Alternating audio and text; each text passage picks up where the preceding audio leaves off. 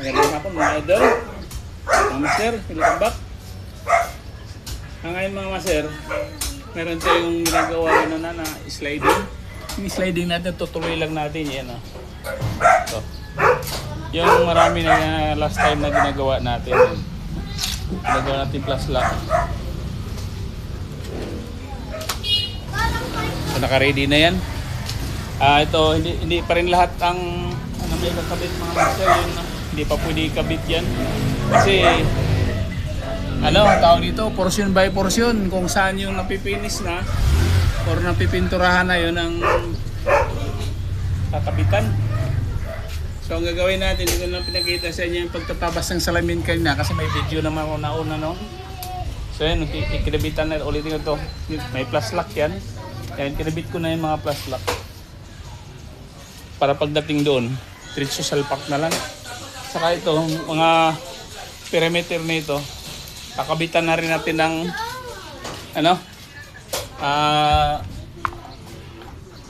tawag nito yung keeper.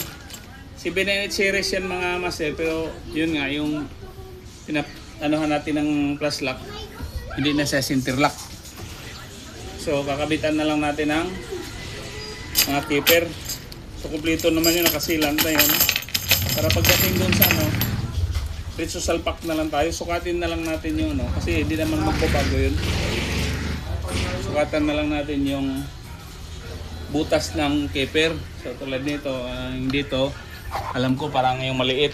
Yan, ganito pag naglagay tayo ng mga master para kahit na hindi na actual.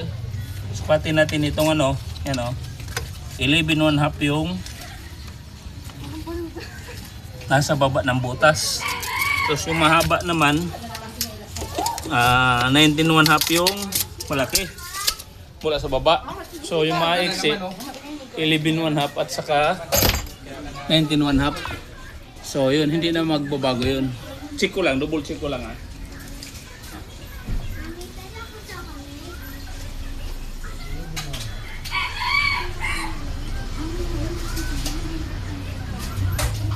So tama yun, 11.5 yung maiksi at saka 19.5 yung matatangkad. So ito, hindi naman ito mabaliktad mga master kasi alam naman natin kung saan papalo yung panel na bandang kanan o bandang kaliwa. Kung saan yung guma, doon natin ilagay yung keeper, no?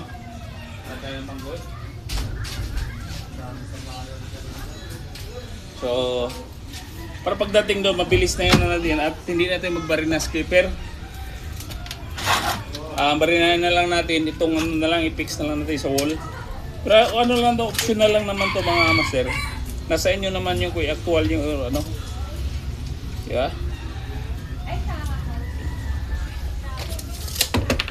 Pwede namang doon na rin kakabit. So ganito pagkakabit mga kasi kakaiba itong mga master kasi iba doon to sa traditional. So yung traditional is walang rubber yun, di ba? Alam natin yun. Ang ginagawa ko dito, itapat natin dito sa tanggalin natin ng bawasan natin kunti yung ganito ang gawin natin. Kahit na medyo matrabaho mga master, maganda naman yung resultang gawa natin, ha? Yung kasi mabilis lang gawin yung yung 798 series kasi center lock lang yan, di ba? Ito 798 series, itong center lock yung gamitin natin. So mabilis, pero kung hindi natin ganitong gagawin natin, medyo magkano ng oras. Tutuloy nga natin itong mga master.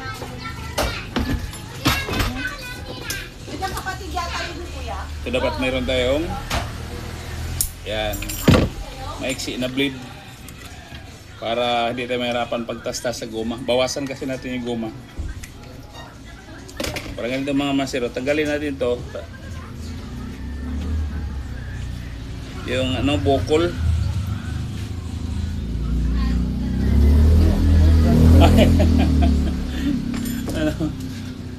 ano. Ayan, tanggalin natin itong bukol. Ayan, ganyan lang. Ay, ayan. Tapos lagay natin dyan yung, tapos nagawa mo? Ayan, ganyan, no? Diba? So, sobrinahin na natin yan. Ganyan. Kita nyo ba? Kita nyo ba? Ayan, ganyan. Sobrinahin natin yan. Para pagdating doon, hindi na tayo magbabarina. Sa ano, fix na lang natin to doon sa palit.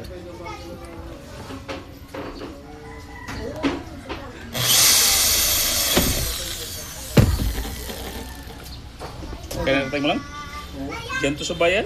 Yung, hindi naman sabay-sabay kasi yung pagkakabit. Kakabit mo po yan. Bukas? Ha?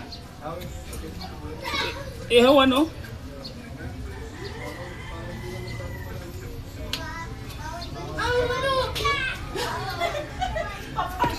Yan. Ha? Ito lalabas. Ultre? Mamaya? Ha? Kasi karga ko to eh. Oh, wala si Dennis? Sige, parkay mo dyan. Sige. Oo, tinatanong ko kayo. Sabi ko, sige. Kaysa mauna na lang.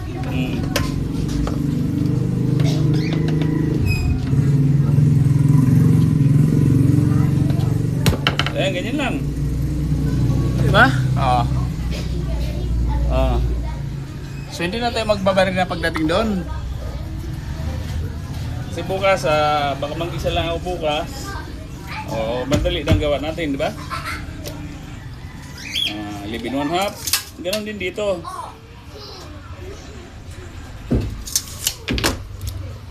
Tapos, tasasin natin ng, yung tama lang na ano yung dito, tasasin natin yung bukol ng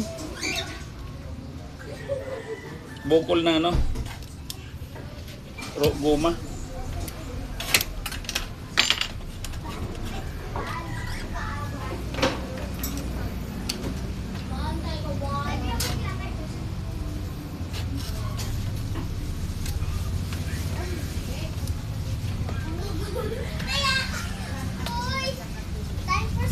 Kasi pag hindi natin tanggalin mga master, pag hinigpitan natin, nababali itong ano, pwersa. So kailangan natin bawasan yung bukol kundi.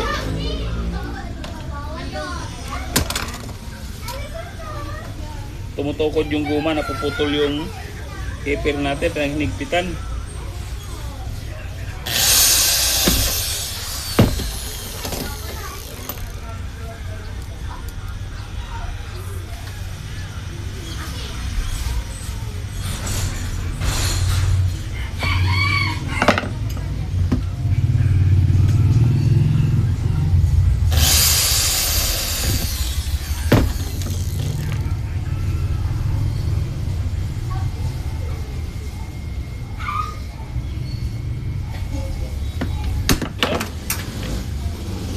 Pagdating bukas yan, pwede naman itong adjust. Alam naman natin, mayroon naman itong pauglong naman itong butas nito. Kapag medyo kiskis, baba lang natin konti, di ba? Ganun lang, kadali.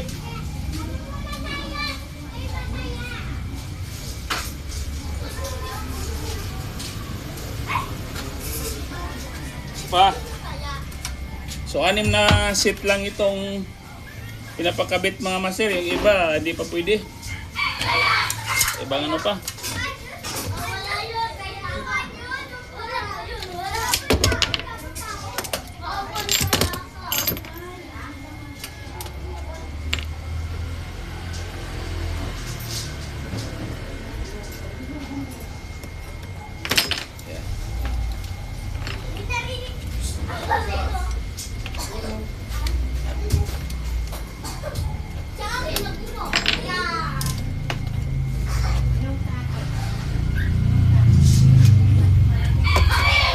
Ito lang naman yung tanggalin eh, di ba?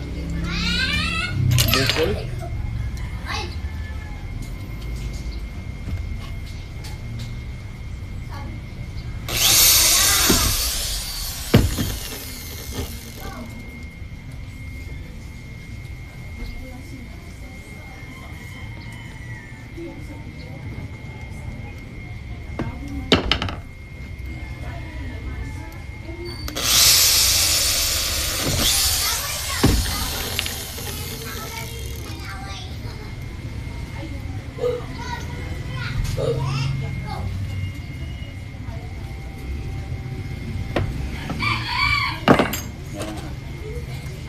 Kabilis. Isa pa. 11 1/2.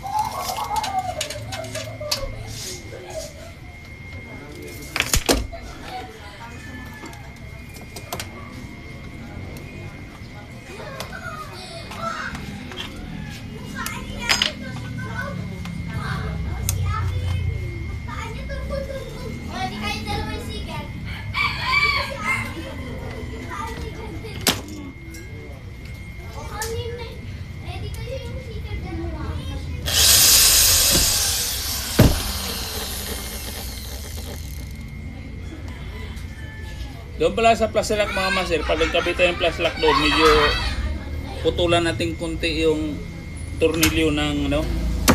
Alam na, pagka kinabit yun, medyo manipis kasi kunti yung lock style kaysa traditional, di ba?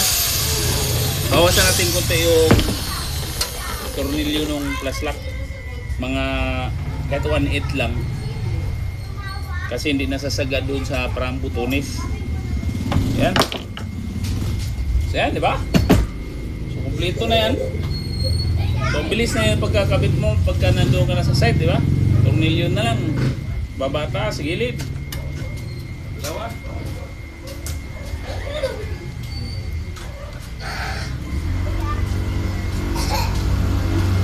Ayan, malaki.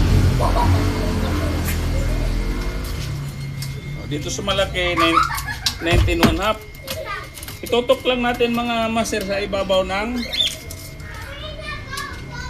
ng release to. Ito.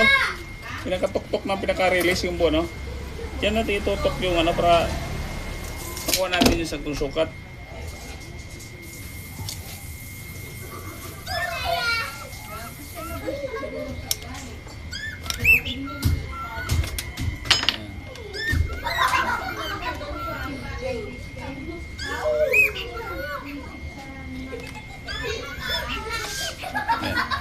Lapit ko lang ng husto sa ano mga masirap lang makita nyo yung ginagawa ko. Ayan. Ha? Ayan. Hindi bali din ninyo ako makita. Para, ito na lang para pagkatapos nito. Tapos na. Ayan. 19 1/2 dito sa baba ng ano, dito sa gilid to. Ha? Sakto yan doon sa ano. Dapat alam niyo kung anong sukat ng lusutan ng plus lock.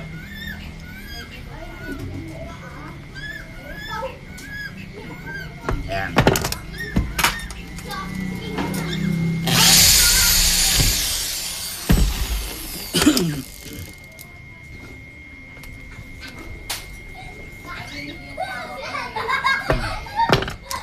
Ganun pa rin dito sa kabila.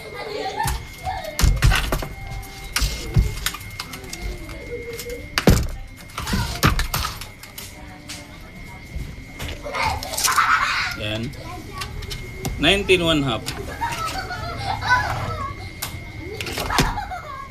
Yan, 19 1/2. Ilagay natin itong plus lock. Yan.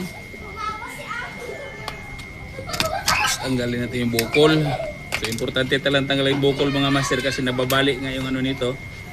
Ganunin lang natin ng blade yan. Oh. Yung bukol lang tanggalin natin. Yan. Tapos lagay natin.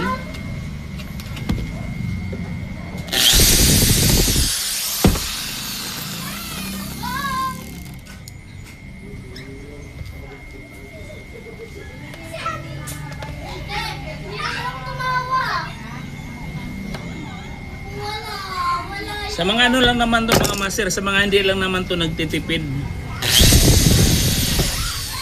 Kasi nga yung center lock nga kasi madaling masira kasi yung center lock. Diba?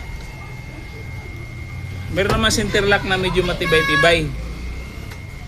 Saka yung center lock kasi pagka Yan, okay na yan. Ayan. Ayan. Ese. Diba, alam naman natin yung center lock. Pag ini-slide natin yung center lock dito, ayan, diba? Diba, pag ini-slide natin yung center lock dito, ayun, panel natin yung center lock. Nando doon sa, ano yun, sa interlocker, babangga dito.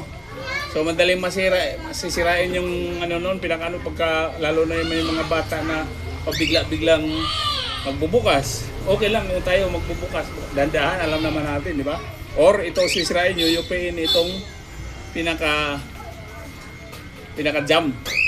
So iba yung plus lock ang gamit natin kasi yung interlocker noon malinis. Pagbangga rito, pwede natin lagyan ng rubber bumper dito. Mas mainam kung lalagyan natin rubber bumper. Yung pang SD na rubber bumper. Diba? Para pag bangga natin, wala talagang ingay. So yun. O yung mga master, di ko na ipakita sa inyo yung tatlo na yan kasi ganun pa rin naman gagawin natin dito. Kabitan lang natin lahat yan. Tapos may karga na natin. At ready na ma-deliver para bukas yan. So yan, hanggang dito na itong video mga kaaloy, mga master, mga ka-from dyan. Sana panoorin nyo hanggang dulo yung video natin at sigurado may mapulot kayo magandang idea dito. So yan, salamat sa inyong lahat yan. I'm glad bless us all.